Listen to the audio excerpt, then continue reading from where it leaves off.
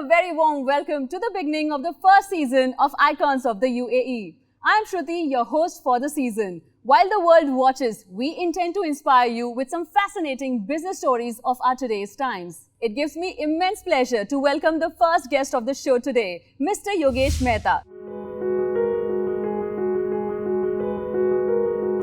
My dreams were very big. I believe that I will be very successful.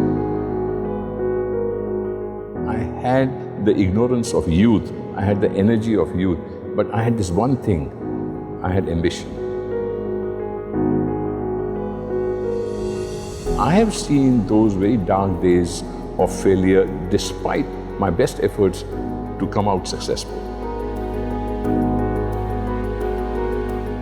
For me, it was very important to succeed, and you can only succeed if you have a plan.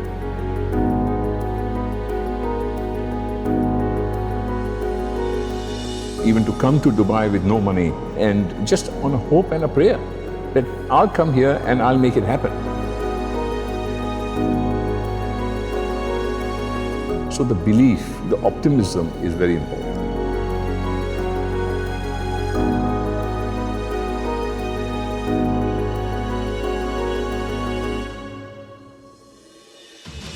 We opened this company in 1995 and we decided one thing. We want to create a state-of-the-art bulk storage terminal where we store chemicals.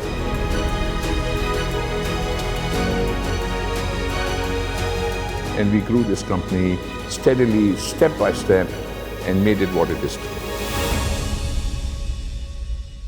This Harvard alumni has not only steered his own company to a billion-dollar success story, but has also contributed significantly to the UAE's economic growth. From his early days in the industry to becoming a pioneer, Mr. Mehta is truly a force to reckon with. Please welcome Mr. Yogesh Mehta, icon of the UAE. Thank you so much, sir, for joining us today. It's a pleasure to have you on the show. I'm very happy to be here too. Now, before we get into the billion-dollar journey of yours, let's go back where it all started. Oh, it was very, very humble beginning, and I never knew where I would end at that time. Life was small, but life was beautiful then too. I studied in Bombay. I lived, born, brought up. I did everything in Bombay, got married in Bombay. And it was a very, very unusual life for me because I was trying to do some business. That business did not work. I was very educated, I thought, but I didn't have the sense to make money. So it was a little confusing those early years until I decided to come to Dubai. So I must say that I never expected that my life will evolve in such a dynamic way at that time. So, like you mentioned that in initial time, you were trying a few things and that did not work out. Still, you decided to take the plunge and come to Dubai. What made you do that?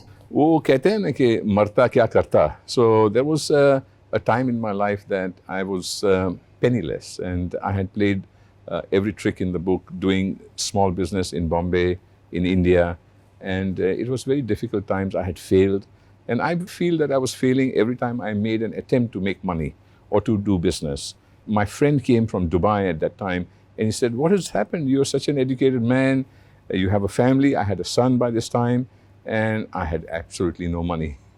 And he said, "Why don't you come to Dubai and try your luck?" And I said, "Dubai?" He said, "Why, do you have a choice?" And he said, "I have a flat, it's empty. Come and see, try your luck." So that's how I gradually decided that I said, okay, what to do? I'll come to Dubai. So what are the key learnings that you take home from that experience in Bombay? Well, really what helped me was the youth. Okay. And the youth has a lot of ignorance. And the youth has a lot of energy. And ego? Ego, of course. Who wants to fail? Yeah. And I had a girlfriend that time who is now my wife of 40 years. And she believed in me. And she said, no, today is a bad day, but tomorrow you'll be fine. And I had the ignorance of youth. I had the energy of youth. But I had this one thing. I had ambition. And I wanted to be rich. I wanted to be successful. But I just didn't know how. I have seen those very dark days of failure despite my best efforts to come out successful. So then from Mumbai you came to Dubai, but you stuck to the same industry. What made you do that? Well, did I know anything else? I trained as a chemist, and my father or my family business was that of chemicals, though I did something very different. Chemicals is a large industry, but I didn't want to do manufacturing. I wanted to do trading. I feel that I am a born salesman. So I wanted to be in front of the buyer or seller rather than be in a factory or in a manufacturing background. But it definitely had to be chemicals because that was my field of experience. So I came here to Dubai, and the first thing I did is I went to the library. And at that time, there was no internet, there was no mobile phones. Which year was this when you came to? This was in 1990. Okay. 1990 you came to Dubai? 1990. Fascinating. I went to the library, and Dubai has a great library. And I wanted to find out what chemicals come to Dubai or the UAE, and what can you export and what can you import. So with the management background that I had, I created a financial file which I would present or wanted to present to a potential partner. And he or she would then decide whether this is going to make money or not. But I believed that the plans that I had, I knew would be very, very successful because Dubai was young at that time and there was a lot of opportunity. So from there to $1 billion industry giant that you are today, what have been your turning points? Well, for one, there has been a lot of luck. Okay. There is the standard cliche that we've done a lot of hard work. Hard work everybody does. And a person who pushes a handcart also does hard work. But hard work with application is very important. You can keep working from morning to night, and if you don't add any value, then you're there where you started. So for me, it was very important to succeed. And you can only succeed if you have a plan. You have to have a skill set. You need to know what you're doing. So I thought that if I did this business in that particular manner, with the necessary finance, I believe that I would succeed. You made your own file and now you were approaching potential partners. How was that phase? Oh, that's How many people did you meet at that time? And did anyone turn you down rather? Many people turned me down, and it was pathetic at one point that even I started thinking, am I really good for this or not? And I would take this file with this person or that company. I was interviewed by very, very big giants and who saw me and say, well, we like your guts, but we don't like the content of your file. I think it's too ambitious. And I said, no, believe in me. This is what Dubai needs. This is what's going to happen. And I'm telling you, this is going to work. You were ahead of your time. I think so. As it turns out, I believe that I was. And when I found a partner, and I worked with that company for 4 years as a small partner, drawing a salary, even he thought that I'm too fast. But I thought that this is my age, this is my stage of life, and that belief that I will be very successful. We're going to get to that, but in the next segment. For now, it's time for us to take a short break. The journey of icons of the UAE has just begun. Stay tuned, don't go anywhere. Welcome back after the break. This is Icons of the UAE. I am Shruti, and today we are in conversation with our first guest on the show, Mr. Yogesh Mehta. Before getting into the break, we spoke about your equation into a partnership where you were drawing a salary and the idea was yours. Yes. How was that working out for you? Well, when you don't have money, you have to listen to somebody else and you have to accept the terms. But it was a partnership of I'm working, somebody's financing, which is fair, which is good to do. And it started in such a manner that the person, the company wanted to invest with me, and I wanted more and more investments because I wanted to run. I didn't want to walk. I wanted to run or fly. And the opportunities were such at that time in the business that we were investing more and more. Very terrible thing that happened was we had the Gulf War in 1990, in August, 1st August, Iraq invaded Kuwait. And we were here at that time. It was very, very difficult. People in the UAE were thinking of leaving because if Iraq invaded Kuwait, very soon it could do many other things and come near our territory. And people were trying to leave town. And I was just here with no money, just settling down and thinking what's going to happen. But at that time, my partner at that time said, are you thinking of going? And I said, I can't go. I owe people money. I'm here to make money. I have nowhere to go, actually. He said, very good. Then I'm telling you, this war will not last for too long. It'll end soon. This was him telling me that. And he said, why don't you invest more, buy some more chemicals, and the war will be over. People will not have imported, and there will be opportunities. And so we imported a lot of chemicals. The war ended in January, and by February, March, the whole country, UAE, was booming. and we had the right product at the right time. So sometimes, luck happens. People lose money in war. We made money during war. And that's the luck that I'm trying to tell you. And it was very opportune then. Fantastic. So as you mentioned that from 1990s end and the beginning of 91, it kind of started working for you. Since then, how's been the journey? Where was that acceleration that happened in your career? Well, I haven't looked back after that, and life has never been the same. Okay. It has been a roller coaster, but the roller coaster is still going and rising. There have been a few dips, but those dips are marginal. I feel that I have never had to look back after that because a lot of good things happened. The business took off, and I started finding my groove. And suddenly, when you do well, you get a lot of confidence in yourself. I then decided that now, let's raid the world. Let's open offices around the world. And I went to my then partner, and he said, look, I'm not doing any of this. You carry on if you want to. And I said, okay, I'm going to do this myself. And I found a British partner, and this was the year 1995. I found a British partner at that time, and him and I did a 50-50 partnership, and we opened Petrochem, this company that we're talking about today, which is a $2 billion company. And we opened this company in 1995, and we decided one thing: we want to create a state-of-the-art bulk storage terminal where we store chemicals. We want to open offices around the world. So we started doing those very, very small steps, which became bigger and bigger. We started with the first office in India, then in Singapore, then in Taiwan, then in London, then in Antwerp, then in United States, and it's all around the world. And the head office is in Dubai.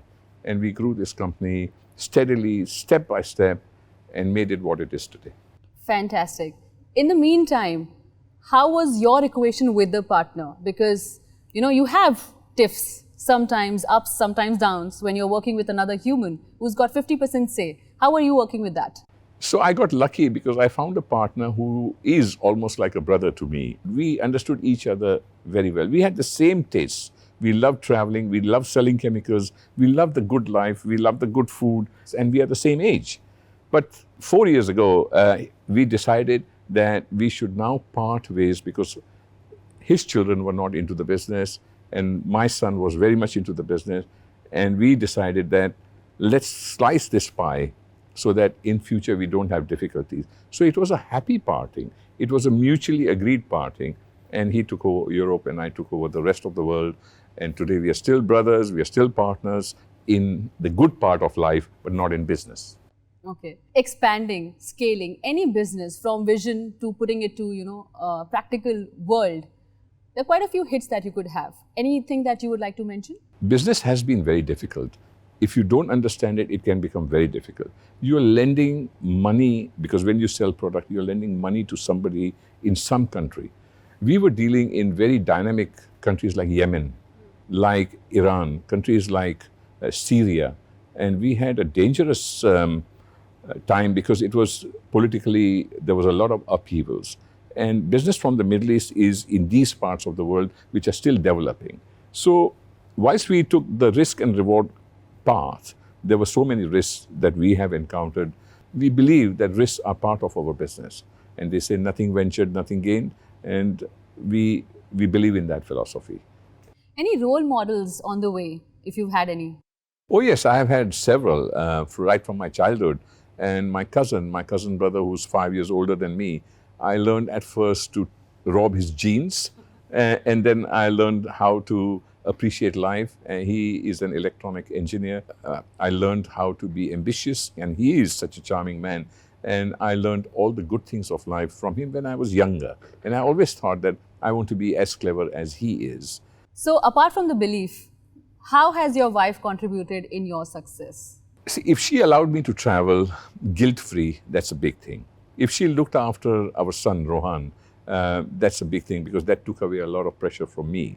And when I came here and I didn't have a job, I actually asked her to come to Dubai earlier than she would have.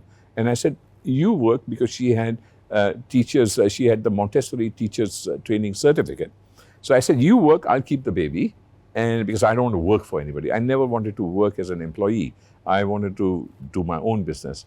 And I said, you work, and you teach and bring some money. She came here, she took a job, and she was making 1,500 dirhams a month. Wow. And this was 1990. And I was keeping the baby, and I was doing the files, and I was doing all the information gathering. I was also meeting people. She would come back at 4 o'clock in the afternoon. I would go and meet people in the evening and see whether I could make any contacts. It was tough, but she kept me going. And it takes two to tango.